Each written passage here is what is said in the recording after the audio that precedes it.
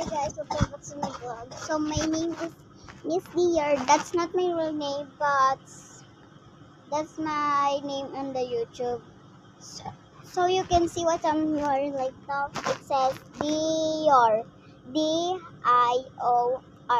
Sorry if it's backward, just because if every time I video and there's some letter on my shirt, is always background. If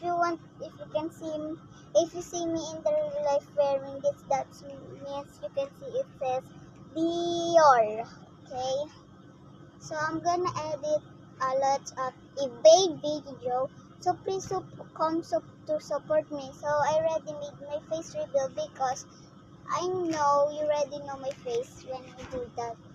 And because you already know me, I always make a video of my face.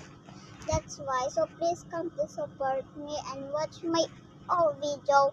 It's gonna be super good, and you cannot say do not say that I cannot hear my voice because it's just like that.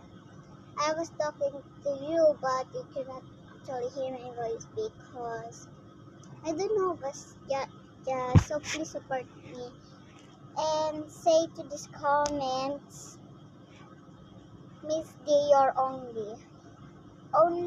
But if you're spelling Miss Dior, the MS is gonna be a